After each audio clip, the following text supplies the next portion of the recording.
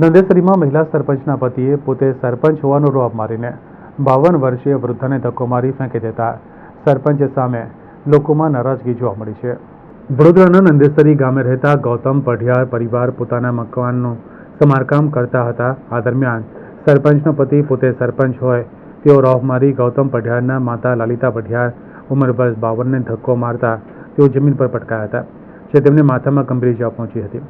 આ દરમિયાન જ અચાનક તેમને છાતીમાં દુખાવો પડતા તેઓને તાત્કાલિક પ્રાથમિક સુવિધા માટે નંદેસરી હોસ્પિટલ ખાતે ખસેડવામાં આવ્યા હતા, જ્યાં તેમનું સારવાર શક્ય ન હોવાથી તેમને એમ્બ્યુલન્સ મારફતે વડોદરા શહેરની સયાજી હોસ્પિટલ ખાતે ખસેડવામાં આવ્યા હતા।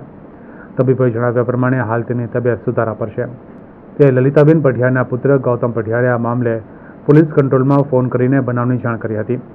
ઉલ્લેખનીય છે કે નંદેસરીના સરપંચ તરીકે મહિલા છે, ત્યારે મહિલા સરપંચના પતિ પોતાને જ સરપંચ સમજી ગામમાં રોફ મારી લોકો પર અત્યાચાર ગુજારી રહ્યા છે। તેવી રીતે વાત નંદેસરી ગામના રહીશો દ્વારા જણાવવામાં આવી હતી।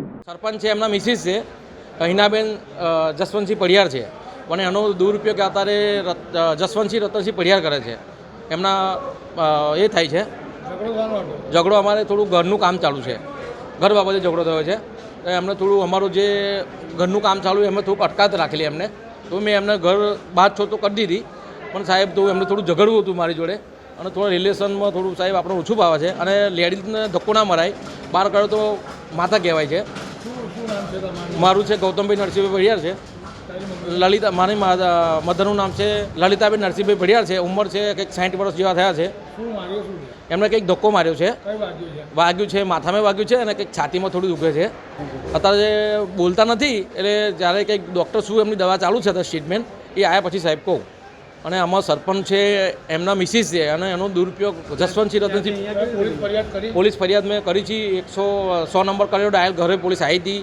પોલીસ આવ્યા પછી મને પણ પોલીસ હતી તો પણ મને એ મારવા ફરી વળેલા।